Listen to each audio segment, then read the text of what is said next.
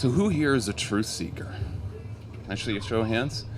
All right, what I want to do today is I want to talk about truth seeking and how when you seek the truth,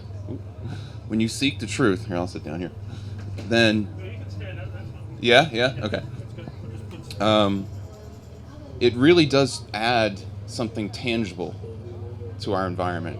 It changes your frequency, it changes you, and it literally acts as a rippling to go out into the world and change the world. So why do people seek the truth? Can I ask somebody some questions? Does anybody want to be brave enough to answer? No? Yeah? Okay. What's your name? Juan. How you doing, Juan? Pretty good. And this is your first Disclosurefest? Yeah. And how long have you been seeking the truth for? Since I was 13. Really? And why do you seek the truth? I don't know. It's just in my DNA I just must know, and I must help others see. So it's kind of like a service to yourself to help you, and also to service to others, would you say? Yeah, the idea is if I grow myself, that would influence my environment to grow itself as well. Right, exactly. Thanks for that. Appreciate it. So, when we seek the truth, you want to chime in? Yeah, I do that. What's your name? Mark. And how long have you been here, Mark? This is my first Disclosurefest. Been seeking the truth, I guess. I mean, since I was 18, just kind of. So I used to be 315 pounds a couple years back.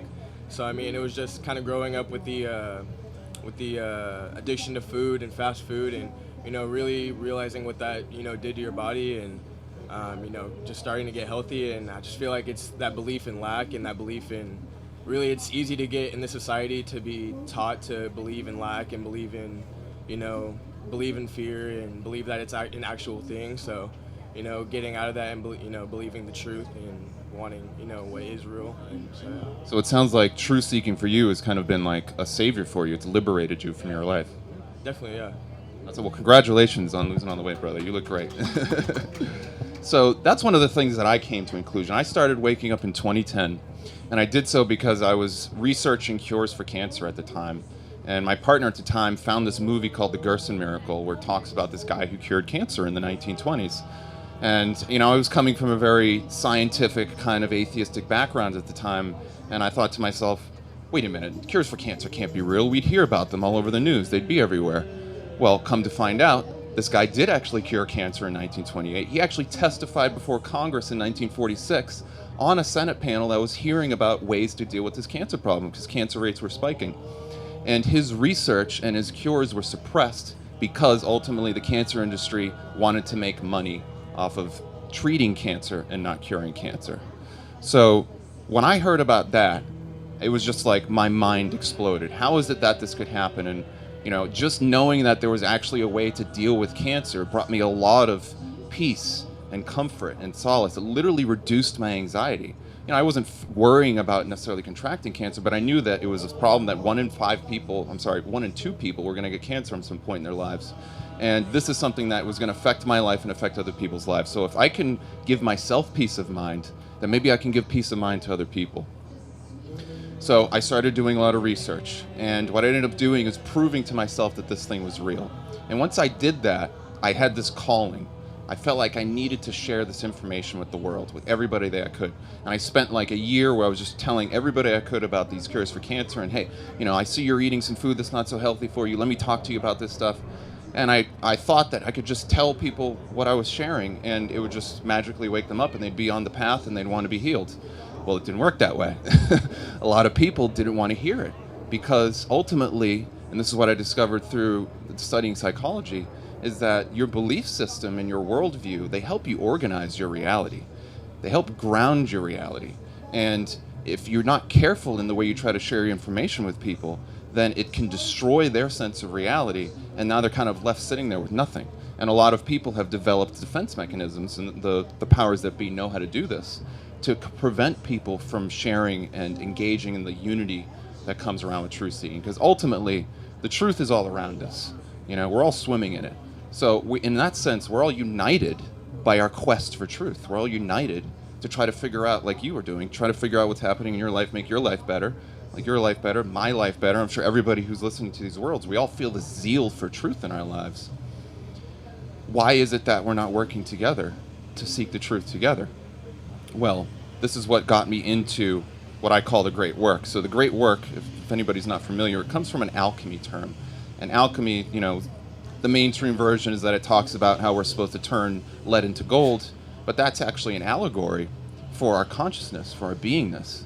That when we seek to improve ourselves through the truth, through discipline, through discernment, then we literally change our consciousness, and we act as a beacon of light and radiate that light outwardly in the world.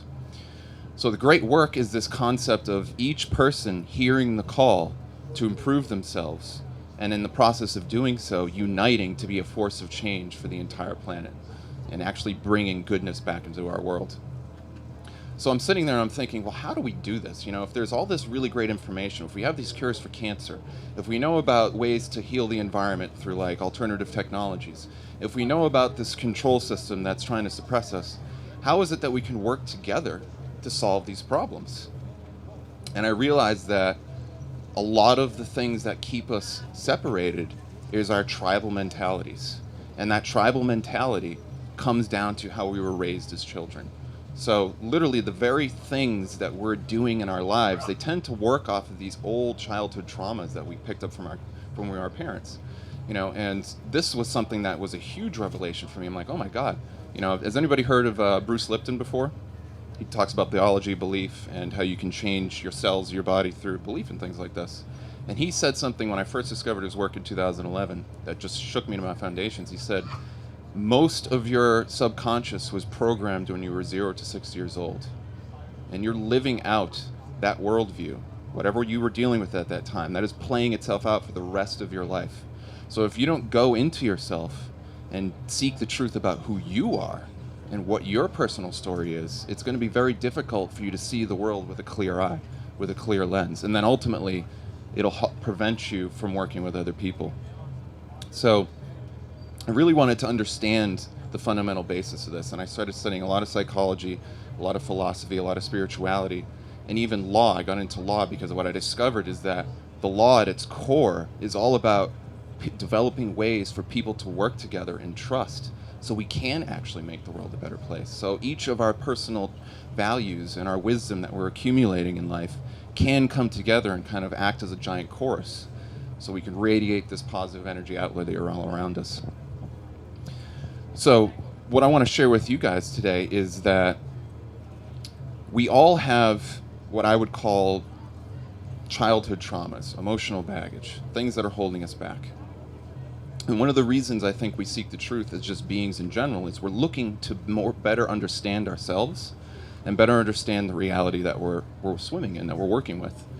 And by understanding how to process and deal with these old programs that we have, you can really liberate your consciousness, and you can see how maybe some of the things you've done in the past are holding you back as a way to kind of compensate for old problems you developed from childhood. And once you get through that process, then it's a lot easier to be tolerant, to be loving, to be compassionate with the people around you. So I study a lot of brain neurology. And does anybody study psychology at all? Anybody into that at all? Okay, great. I think it's right. I would say there's 3 pillars to awakening that are really kind of all-encompassing, and everybody studies them in their own different way. It's psychology, so to know yourself, right? Then there's law, to know how the existence works itself, whether it's universal law, whether it's laws about health, whether it's laws about, interacting with social beings. All that kind of describes the rules of the game that we live in, right? And then there's philosophy. And philosophy kind of gets a bad rap. It seems like this kind of like dry, boring thing that, only college professors deal with. But really, at its essence, philosophy is about meaning. It's about how do you derive meaning from your personal experience. Everybody has these experiences, right? What are the conclusions? What is the story that you are telling yourself as a result of your personal experiences in your life? Most of us take that for granted. Most of us aren't necessarily even in control of that process. Most of us are walking around having these automatic programs that are judging our experience in terms of something like who's gotten road rage on driving through the traffic before. I'm guilty of that, right? Well, what's happening there? You're kind of interpreting this experience as a negative, and then what does that do for you? Do you feel good when you're raging against somebody in traffic? Not really. Or if it's not traffic, maybe you're working at a job and your boss doesn't respect you as much, and the way you deal with that is you rage against your boss, right? Or you rage against your family member. You rage against your boyfriend or girlfriend, your husband or wife when they don't do something you like. And there's these programs that we have of us trying to deal with the problems in our world through these negativities. So one of the things I realize is that we have the power through choice to literally change and decide that a quote-unquote negative experience is a positive one. And when you do that, and you have faith that there is actually a positive interpretation, your consciousness will literally start to fill in the gaps for you. Now, there's really interesting science to back all this up. It's the science of courage. Has anybody ever studied that before? It's fascinating. So we have 3 centers of our brain. We have the frontal cortex. This is where the thinking part of the brain, this is where like your free will operates, right? Then you have the limbic center. This is where your emotions are. And then you have the R complex. That's where your reptilian brain is the kind of thing that likes moving around and carrying out orders. And we have this thing called the amygdala, which regulates our fear response.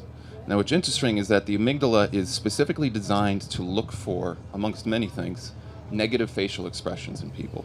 So if you damage somebody's amygdala through a traumatic brain injury, they're not going to be able to see negative emotional faces. So you can make like a grimace like, "Urgh," and they're not going to be able to interpret it. They're going to see it as positive because that's what that center is for. Now, what's interesting is that your amygdala can be hijacked. Me and Neil were actually just talking about this last night. When you go through a childhood experience, if your mother or people around you make grimacing faces at you, if you watch TV where there's negative faces, as a child, you have no way to contextualize that. So your brain is literally going to see this negative face, and it's going to trigger your fear centers, and it's going to start to act like this automatic program. Because your animalistic brain, your animalistic part of you, because we all have this animal body that we're inhabiting, this meat suit as it's called, it's designed to survive. It's designed to look for threats, and once it's found a threat, deal with the situation.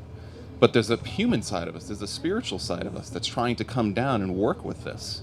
And that's where the neocortex is. So the animal part only wants to see things in terms of flight or freeze. The human part sees things in terms of fight. But I want to expand that definition because it sounds kind of negative. So instead of thinking about fight as like you're being a warrior and you're using your rage, think about, has anybody seen Star Wars before? Okay, really great movie, right? What does Yoda and Obi-Wan Kenobi constantly encourage Luke to do? Not indulge in his fear, right? Don't use hate. Use love. Use the Force. They don't say love necessarily, but they use the Force. So what's the underlying message there? Well, the underlying message is that we have these instincts. We can deal with our problems in all sorts of ways. You can deal with the person who's cutting you off in traffic by raging against them. But is that really going to get them out of your way? Not really. It's just going to screw you up. It's going to give you this negativity. And now you're going to be swimming through this negativity. And then you're literally programming your brain through the amygdala to respond negatively to all these experiences in your life. Well, if you use love, you can still deal with the situation. You can love the person that came in front of you. You can forgive them. You can see that they're just trying to get to where they're going and give them a little compassion. And then what does that do? It programs love into your neurology and your consciousness. So when you make this happen, this is what's really interesting.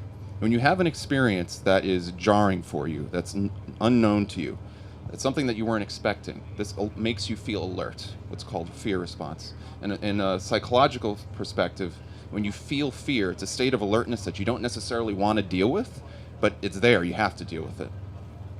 If you develop courage, if you willingly embrace the fearful situation, if you willingly step into that situation and say, you know what, I feel like there's a positive way to deal with this, a loving way to deal with this, and you just allow that consciousness to come through, then your brain will literally start to funnel the information away from the fear centers and into the meaning centers, into the frontal cortex. And then you can develop a narrative or belief system that allows you to feel love for somebody that is attacking you, to feel love for the person that's cut you off, to feel compassion and forgiveness for your boss or whomever is the tyrant in your life that is making your life so miserable. And that's really important, because when we don't produce fear, then we can see the world through the eyes of love, and love is creative, right? Love is the most powerful force in the universe, I think. So when you learn how to seek the truth about how your own mind and consciousness work, then it gives you the power to literally do everything else in reality to make your life better and to make the lives of everybody better. And I think that's one of the critical messages that we see a lot in movies. I study the control system, I study the Matrix, as it were. I'm sure people are pretty hip to the deep state, the Illuminati, the control, right? Okay. Well, these guys are master psychologists. They know our nature better than we do. They know how to take our primal instincts, they know how to take our spiritual instincts and weaponize them against us so that we're running around in circles trying to solve our various problems while in the meantime they're doing what they need to do. And one of the things that I discovered was that through faith in the goodness of all things, to actually having trust that the universe is actually always giving us exactly what we need to grow and become wise and to become mastered, then you can actually start to bias your experience to be positive. So it's kind of like assuming that something magnificent is going to happen. So I want to do a little exercise with you guys. It's a meditation trick. What we're going to do is I want you to think about something that is mildly irritating, nothing that's going to get you too crazy upset, but something that you can think about that's maybe, whether it's a frustrating situation with your job, maybe a living situation, just think about it. It could be as simple and tiny as like maybe the partner you're living with isn't washing the dishes as much, something like that. Something that you've defined as negative that really triggers you. And I want you to, if everybody could just close your eyes for a moment, allow yourself to get into that space, and think about that experience. And just allow that experience to come up and just sit and observe it, just like you're watching it, almost like in a fishbowl. You're seeing this like in a fish tank. And now I want you to assign a color to it. What color does this negative experience have for you? And just sit with that color for a moment. And then I want you to imagine that color is infusing itself into this object that represents your experience. Let's imagine it's like a ball. This color is now in this ball shape. And just sit with that for a moment and just observe it. And now what I want you to do is imagine you take 2 steps back. Now what color is around this other color? You should start to feel another color because you're separating yourself from this thing that you fear. Now take 10 steps back in your mind. How does that feel now? Do you feel like there is a reduction in the stress? Do you feel like it's more distant from you? And now imagine that color that's surrounding the negative energy is the opposite. It's like a positive color, and it's just slowly consuming that negative energy. And it's just wiping it away. And now, using the power of your consciousness, I want you to say the words, "It is good," in your mind, or out loud if you want to. It is good. It is good. It is good. And allow that faith, just imagine, just like a child, what if this experience that you've labeled as bad actually has something to teach you? What if it's something that is like on the other side of this thing that's negative, there's this amazing upgrade to your life, to the way you see the world? And just allow that possibility that something magnificent is right around the corner, that giddy childlike excitement just to come washing over you. Okay, you can go ahead and open your eyes now. So did anybody experience a shift in the way that they felt about their negative experience? Great, perfect. So what this is a visualization technique. This is something I learned in a book called The Structure of Magic. And it was a psychologist who studied a lot of NLP, neuro-linguistic programming. And what he noticed is that we have 3 ways that we store information in our consciousness. And that information gets stored literally in our bodies. So we have this kind of like energetic aspect of ourselves as soul, and then that soul kind of uses our body like a hard drive, if you will, to store this information. And people tend to have a visual way of representing information, an auditory way, or a kinesthetic way, so a feeling way. And what tends to happen is all your traumas, all your fearful ways of seeing the world, they get stuck in one way or another. And then once you have an experience, you tend to automatically interpret it as visual or auditory or kinesthetic. And using a visualization technique, you can visualize the thing that you're upset about and imagine yourself distancing yourself from it. And that'll actually move it from one system to another. So if you're a more visual person, You can use auditory, like imagine the sound is becoming distant from you. You imagine a representation of this negative experience and the sound is becoming distant from you. Or you imagine it like a feeling, like you're literally touching it, like maybe it has a sandpaper, like broken glass kind of texture, something that you wouldn't want to touch. And then it's slowly becoming softer like satin in your hands, like a lotion. So all of these are various methods and techniques you can use to downgrade this animal center of your brain, because getting back to what I was saying earlier, we have this animal nature. It's trying to keep us in survival mode all the time. And if you're not careful, if you're not conscious, then that part of you that gives meaning to your experience, that allows you to see the positive, gets cut off, and you just automatically start interpreting things as negative all the time. So this is what I would like to call a self-mastery process. It's taking your own knowledge of self, and then through various techniques, using this knowledge to improve yourself, and then by extension, improve the world. So do people believe in the idea of frequency and raising our vibration? Can I see a show of hands? Probably a lot of people here, right? Okay, great. Well, this isn't just like New Age hooey. There's actually like a lot of science to back this up. You can take an EEG, which is an electroencephalogram, and measure brain waves. And you can take an EEG, which is an electrocardiogram, or EKG, sorry, and you can measure heart waves. And if you compare those two together, then you can see how in resonance the brain and the heart are. So if you're in a really fearful state, if you're in survival mode, what tends to happen is your brain and your heart are not synchronized. And they're really fighting against each other. Well, now, what's also interesting is when this happens, you release a lot of life force energy. Has anybody heard of Loosh before, or how these negative entities feed on our fear? Okay, yeah, sounds like a lot of people. Well, there's a scientist by the name of Fritz Albert Popp. He studied these things called biophotons. And biophotons are these little light pulses, very similar to bions that Wilhelm Reich was researching, that our cells use to communicate with each other. And when you're in a fearful state, when you're in a sympathetic response, when you're in a triggered response, your brain and heart get out of sync, and you just start shedding biophotons like crazy. These aren't necessarily all bad. Sometimes you need that. So has anybody heard of instances where there'll be a car accident and a mother will lift the car off of her child to save her child? And science has like no idea, how is it that she can even do something like that? Well, it's because literally in that moment, she's shedding all these biophotons and she's using that energy to save her child.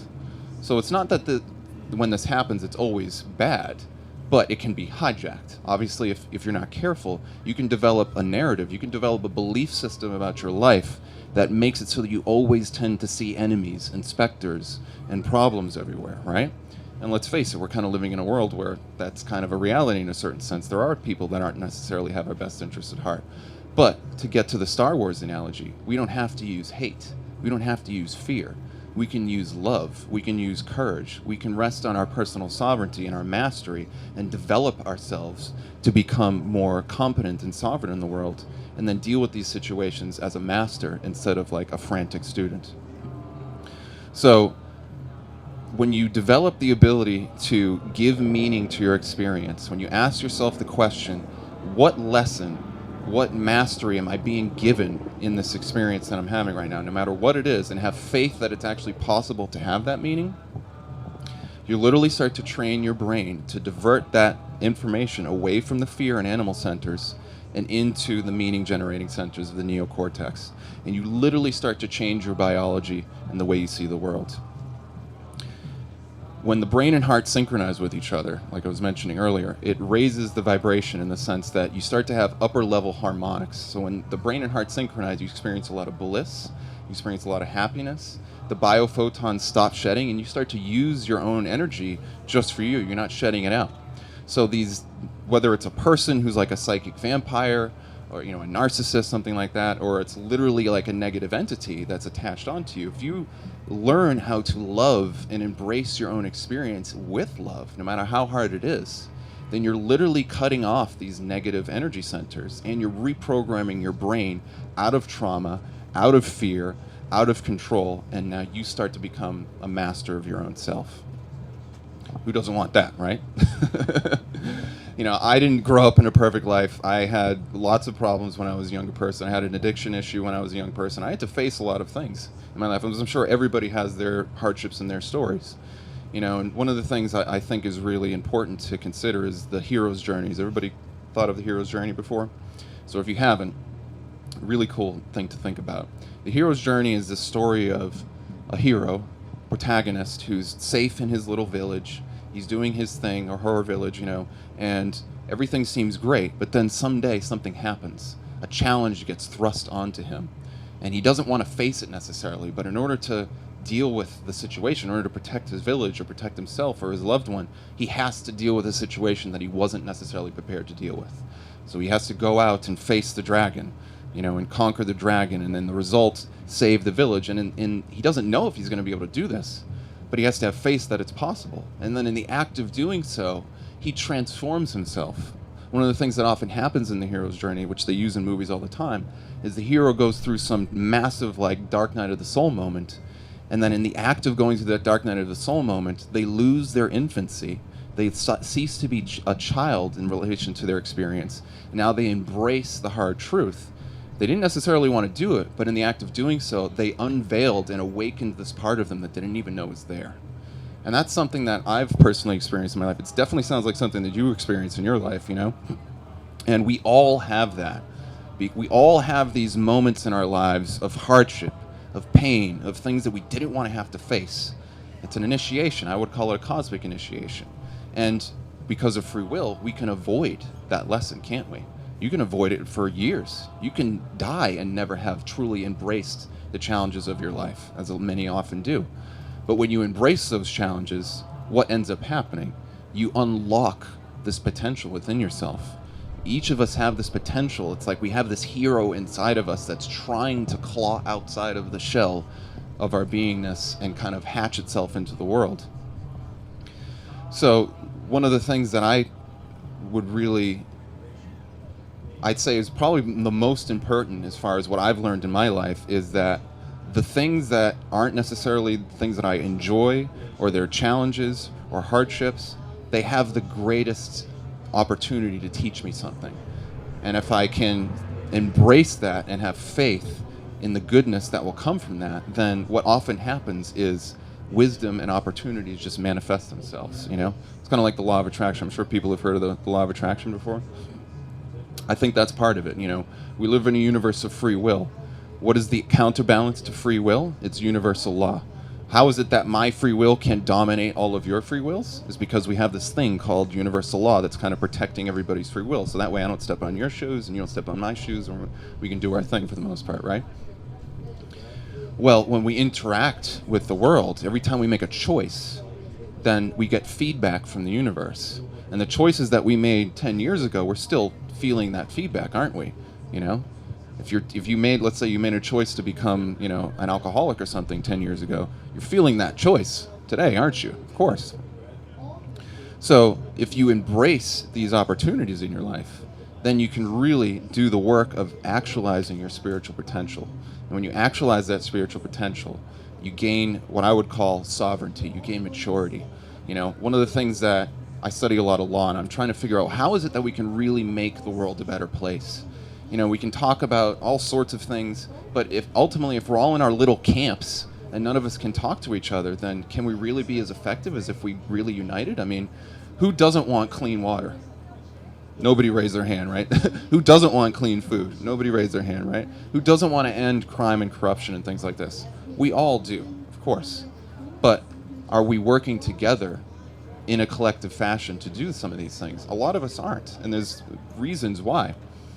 And one of the things that I think is important to talk about is how do we actually start to work together to form these coalitions, to form these groups so that we can really have an impact. And I think what we're doing here today at Disclosurefest, this is a beautiful event. There's a camp here, there's a tent here. Everybody has these various sections where there's really important issues and things to talk about. But we're all gathered under the same basic banner, which is disclosure. Now, what's interesting is disclosure means to reveal that which is hidden. So when you're seeking the truth, when you're seeking to understand reality, you're acting as a disclosure agent for yourself. You're knowing thyself. And then you can share that with other people. And if we develop the ability to speak non-combatively, so you have compassion with people, where if they don't accept your truth right away, you're not trying to beat it down with their head, their mouth with a hammer or something like that, then you can develop social rapport and harmony with somebody so that we can actually work together on these grander issues. So who here would like to live in a world where we have free energy technology? We don't have to pay for anything. Amen, brother. Who would like to have clean food that actually makes us healthy? Who would like to grow up in a world where we don't have to worry about, all the debauchery like pedophilia and, the control system, all this stuff? All right here, right? So how can we as a people work together on this? What are some of the fundamental problems that lead to these situations? We have a lot of awareness being raised, but are we asking these questions of each other to say, how do we contribute as a people to these problems? And this is where taking responsibility, remember I was talking about earlier, the hero's journey. It's very easy to take responsibility for something in your life, right? But are we also able to take responsibility for the collective aggregate that all our choices are making? And that's a really hard thing. It takes a lot of courage to say, you know what, maybe what I have done or maybe haven't done is making it easier for some of these problems to proliferate. Maybe I'm not buying the right food. Maybe I'm not voting with my dollars correctly. Maybe I'm watching too much TV or something. I'm not listing things that people shouldn't do, but I'm just throwing it out there that we have all of these activities that we're doing in our lives, and the aggregate of that, all of it creates the world that we're living in. So if we as a people can sit down at the same table, we all want clean food, we all want clean water, we all want clean shelter, and we can start to just openly and compassionately share our truths with each other, then we can start the process of developing what's called mutually agreed upon truths. And that's what forms the basis of a culture that can actually make and change things. There's been many times throughout history where people have gathered together to put an end to corruption, to put an end to tyranny, and it was a beautiful thing, but it only lasted for a little while because we kind of forgot the ancient wisdom of just how to sit together in community, in love, and share our compassion with each other, share our wisdom with each other. Because each of you, this is one of the interesting things, there's this singular truth that we're all swimming in, right? Everybody's looking at me speak right now, but you all have a different perspective on, the situation, right? So if you only try to focus on one person's perspective, you have to suppress everybody else's perspective. But if we all share our perspectives and we'd find a way to share that in unity with each other, now each of us, because we've heard the other person, now we have a holistic, we have a fractalized, we have an expanded perspective. Now I'm not just seeing the world through my eyes, I'm seeing the world through your eyes, I'm seeing the world through your eyes, I'm seeing the world through your eyes, and that better informs us. And then once that happens, we can have more compassion for each other to work in a way that can actually change things in a permanent fashion. So let me just check my time here. Oh yeah? Okay, great. So yeah, one of the things that I think is really important is learning how to seek the truth using discernment. I studied a lot of discernment. I'm sure people have heard of discernment before, right? When we talk about discernment, there's multiple different ways. There's what I would call like an energetic discernment, so like your gut, so you can read a piece of information or hear what somebody says and you can feel it resonating in your gut. I'm sure everybody's experienced that to some level. Well, there's this other kind of discernment that's also valuable. It's more of an intellectual, philosophical discernment. In philosophy, they call it epistemology. And what it is you want to take a piece of information, you want to ask substantive questions to see like, okay, well, is this really true? And if it's true, what does it mean? And when I started studying this information, I woke up in 2010 and I'm reading about like cures for cancer and UFOs and, and conspiracies and, death camps, FEMA camps, all this craziness. And then also this really positive information about like 12-strand DNA and things like this. And I'm like, wow, there's so much out there, but how do I know if any of it's true or not? Like, what's going on? And one of the interesting things I discovered is that there really is this like ancient science to discernment that has been purged from our society. One of the things that happened after the Rockefellers took over the education system in the 1800s is they started removing critical thinking and philosophy from education. And there's a reason why, because as I was talking about earlier, we all are trying to interpret our reality. We're all trying to make sense of our experience. So in a way, we're all philosophers. But philosophy isn't just this like automatic thing. You have to learn how to do it properly, just like anything else.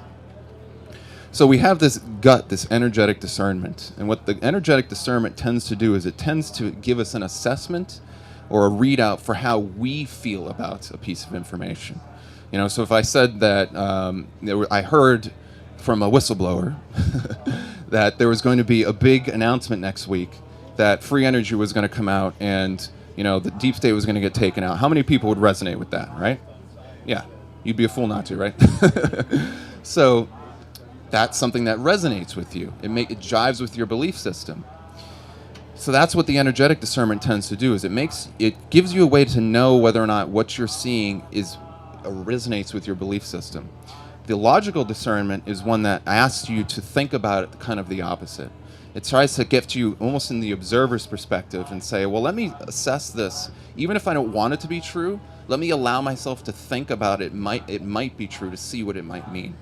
And this is where the kind of philosophic discernment comes in. So if somebody makes a claim about, it's going to be raining today, how do you know if it's going to be raining? You probably have to go out and look to see whether or not it's raining, right? If I tell you as an authority, let's say I'm a weatherman, well, you're going to just believe me if I tell you, if you believe in authority or something like that. Well, what you want to do ideally using a logical discernment process is you want to try to get your prima facie data. You want to look as much as possible to see with your own eyes. But sometimes you can't do that. Like if you're eating in a restaurant and the cook comes running out of the restaurant or the kitchen and he says, the food's poison, nobody eat the food. Do you have time at that moment to take a chemical sample and analyze it to see if there's something funky in the food? Probably not. You have to make a strategic decision in the moment. It's like, well, I don't want myself or my family to get sick, so we're just going to go somewhere else. So in a lot of ways, discernment from a philosophic perspective, from a kind of scientific perspective, is you trying your best to gather information, but you have to make a decision at some point. And the key is really to stay open-minded. And this is really what I think the big answer is that when you're discerning information, if you're going from your gut, that's great. You're going to get an assessment. But don't close the door at that point. Leave yourself open, because you're going to learn more as time goes on, and that will ultimately inform you about what's happening in the rest of the world and what's happening in the reality. You also need to keep an open mind when it comes to logical forms of discernment. So if you're being really discerning from a scientific perspective, one of the things that happens with a lot of scientists is they get really locked in their own kind of scientific dogma, and they can only see the world through chemistry, or they can only see the world through psychology, or they can only see the world through whatever their chosen viewpoint is. And what you really want to do is have a nested or holistic process. So you want to use your gut, you want to use your mind and your consciousness, and you want to stay open-minded, because we all have a limited perspective, like I was saying earlier. Everybody's got their unique perspective on this experience.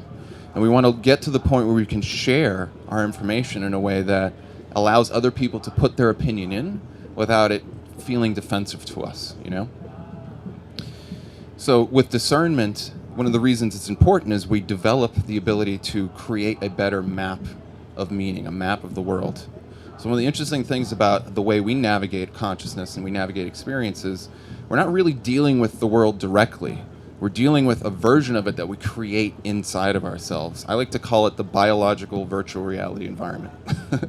Kind of a fancy term for it, but that's basically what's happening. So has anybody heard of a talisman before? Talisman's very similar to a rally, but yes. So a talisman is an object that we imbue with some power that affects our consciousness. Okay?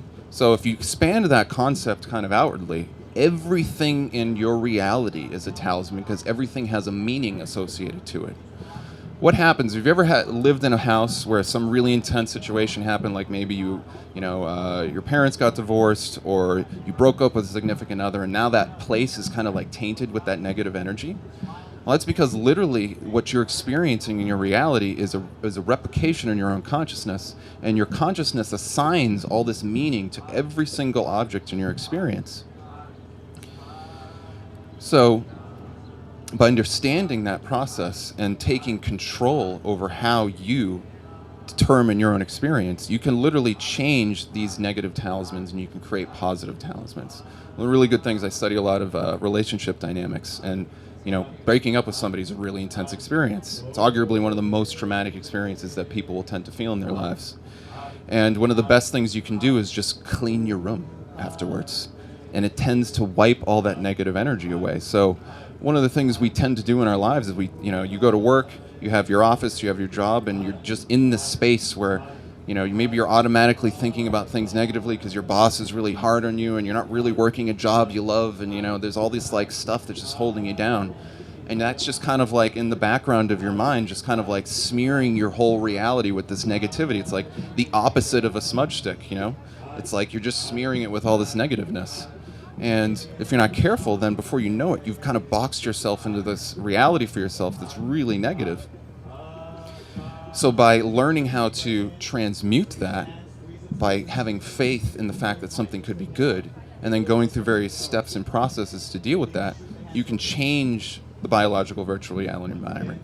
You can do chanting. That's a really good opportunity or example of that. You can, using intention, you can use your voice to very similar to like a singing or a dance. If you're in your house, for example, and you want to raise the vibration of your house, imagine the most joyful moment you've ever had in your life, and just sit with that in your consciousness. And then imagine that you could express that as a sound that you can make with your voice. And then just walk around in this kind of meditative state and allow that to sing out from your voice. And imagine it like the walls just literally like sucking up this positive energy. One of the things I like to imagine for me is really positive memories is coming home down on Christmas Day and seeing like all the presents. And, it was a big family event. I didn't have to worry about school or anything. It was just like joy, happiness, right? And I just get filled with this really big happiness. And then what I'll do is in the morning I'll wake up, and I'll kind of I'll connect with that moment of like pure joy and happiness. And then I'll like literally imagine it like a bubble just like exploding out into my reality. Like everywhere is just being filled with joy and happiness. Everything's like opening up a present for the first time on Christmas. It's just filled with this like excitement, like something amazing is going to happen. And what I noticed was all of this negativity just started slowly like disappearing from my life. It was like taking a sponge. Instead of smudging something with negativity, I was smudging it with positivity. So this all to kind of bring it back around, we talk about truth seeking. And normally we talk about truth seeking, we're talking about conspiracies or health knowledge or ascension or whatever it happens to be, but it tends to be out here often, But seeking the truth also is in here. And one of the interesting things is that you don't really know yourself. The way you know yourself is through interacting with the world. Like, I don't know if I'm going to like a certain food dish until I go and try it. And then when I eat it, now I get a response. Now that kind of tells me a little bit about who I am. So when you have the ability to go out and explore your reality, but also explore how you interact with your own experience, and just sit and observe, then you're really knowing yourself better. And in the act of knowing yourself, you can choose to interpret your experience in a way that's ultimately positive and upwarding and uplifting. So when I talk about seeking the truth, I often talk about self-mastery. So we have this ability to master ourselves. I like to think about life as like a video game, because there's these rules in the game. And I'm sure a lot of people have played video games before, right? Okay.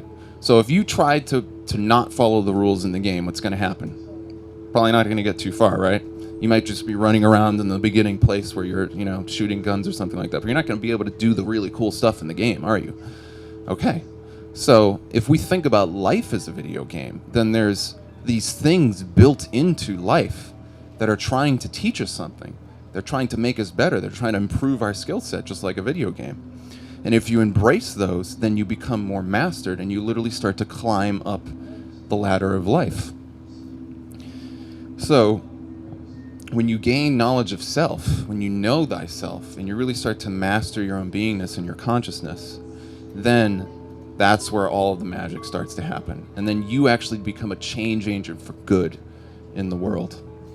So one of the things that I think is really helpful to understand is that we have, I would say this kind of plays out you might say the grand game of life is learning how to balance and harmonize our spiritual instincts and our values versus our animal instincts and our values. Our animal instincts are trying to keep us in survival mode. They try to see the world in terms of fight or flight, in threat and not threat. Well, the human instincts, that has the ability to coordinate that. So one of the things that's interesting about looking at the world from I'll use a rather benign example, like eating food. So if you're going to eat food, let's say you imagine the dish that you just really love. You really like pizza, for example, vegan pizza, something like that. Well, if I gave you that vegan pizza today and you hadn't had it for 6 months, you'd probably enjoy it. Like, it'd be, oh my God, so good, right? But if I gave it to you for a month straight, you'd probably be like, if you give me any more damn vegan pizza, I'm going to hurt you. And the reason why is because our brain is designed to normalize things. So we have these experiences that we're having, and we're constantly getting less and less stimulus off of these experiences. And that's the animalistic mind is designed to downgrade that. And when you use your human mind, when you use the spiritual mind to infuse new meaning because you're thinking about things and you're taking an active role in your consciousness, then the world ceases to be like plain and boring and dull, and now it takes on a whole new life. And you literally have the ability to renew your experience all the time through using active philosophy and spirituality. So this is why I would say, if you really want to master yourself, you got to develop a concept of the divine. And the divine, from a purely philosophic, all that means is the total unity and coordination of all things.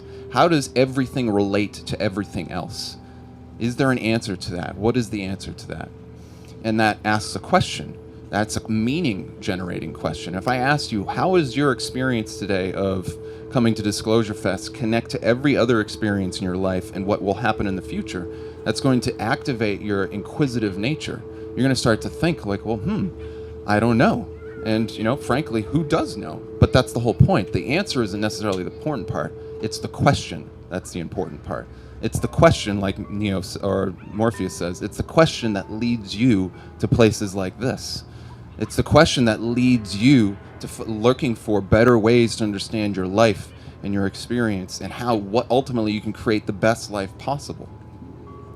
So I would say coordinating and learning how to manage all of your animalistic instincts and doing that in love and in trust and in ways that constantly expand things is really what actualizes your spiritual nature and your divine nature.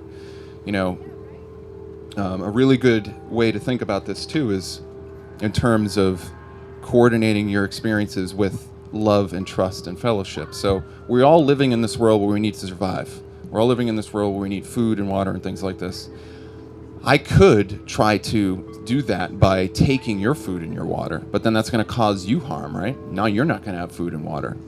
So, but if I learn how to speak with compassion, if I learn how to speak with trust and recognize that you actually are a sovereign being with rights, that you have your own mind and your own beingness, well, we can work together to try to solve these problems, can't we? I mean, we're living in a world of abundance. I mean, just look at how much abundance there is. Even with all the control systems, we're just like, abundance is everywhere, right? So what if we, together, learn how to unite our wills and our minds and our consciousness to solve all of these problems that we're all facing? We're all going to go back into our little lives after this, after this event. And it's going to be very easy to kind of separate from this beautiful energy that comes here. I mean, the meditation is going to start here in a couple hours. And that meditation has incredible power to connect us energetically. And I would say, like, as a daily practice, just, think about what is it that you can do to better serve your fellow man and serve, yourself. Is there people in your lives that you can connect with, that you can begin that dialogue with, to begin a connection with? One of the things that I really like to focus on is restoring the human family. We're all living on this world together. We all have these challenges to face together. And we're living in an age where we actually have social media and things like this to connect with each other. It's pretty remarkable. I mean, for thousands of years, people were living in these isolated tribes and they couldn't really barely connect with each other. But now we can connect with each other. And I think it starts with being willing to listen, being willing to speak our truths with compassion, and just start the process of dialogue. A painter doesn't become a master as soon as they pick up a paintbrush. We as human beings aren't going to solve these problems in the blink of an eye just because we decided to do it. We're going to do it because we start the process. And sure, it might happen in the blink of an eye. I'm not taking that off the table. But if we don't get to the table, if we don't start the process of talking with each other and having faith in the love that we can do that, then it won't happen at all. So, yeah, you have a question?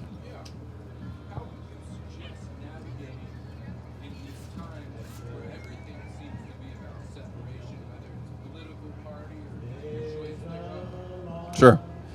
Well, one of the things that's interesting is that the reason we branch off into these separated groups, these tribal groups, like, you believe in, I don't know, you're a Trump supporter and we got, Clinton people over here, whatever it is, whatever, politics is a good example.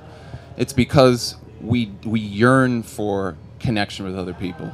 And one of the things that's interesting is that the control system knows this, and they create a lot of division because they know that we're going to try to have connection with other people as much as possible.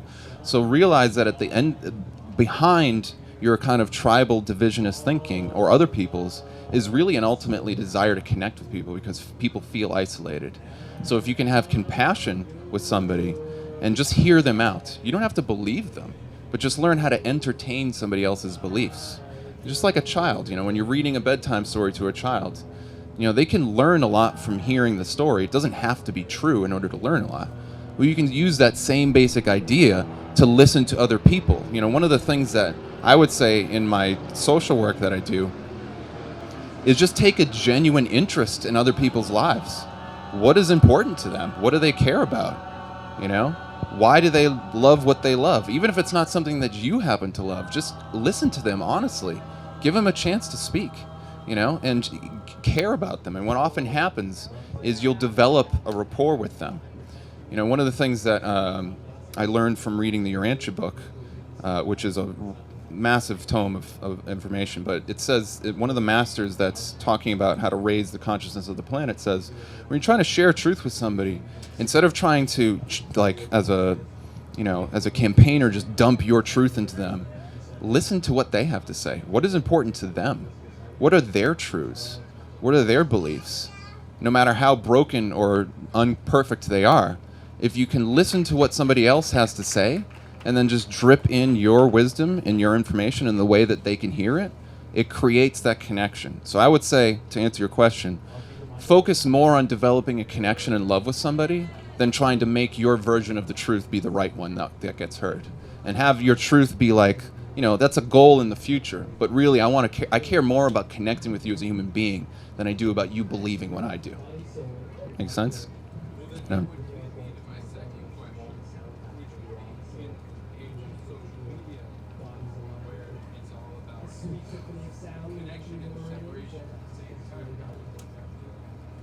Sure. So the question was, how do you navigate social interactions on social media?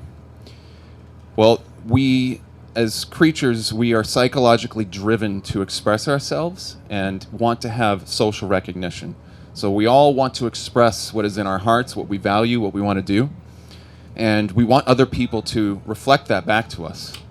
So because of that, if you, as somebody who knows about these things, what you can do is you can make the first step. Give somebody the chance to express their truth, even if you don't necessarily believe it.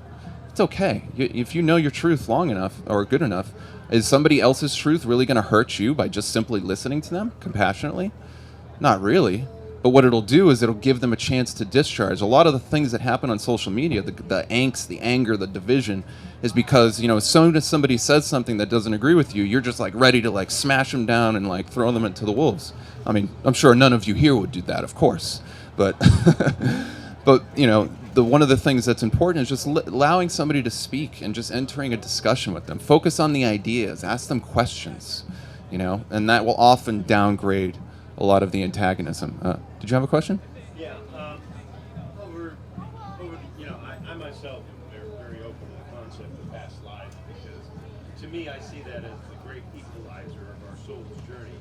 In each lifetime, we're supposed to learn certain things, but I've met many people in my lifetime who are struggling with painful issues with parents or divorce, or maybe they were born in a very difficult environment, and so they turn to alcoholism, drugs, and they're stuck in this mode of that's the only relief or pain that they get is to just drink or take drugs.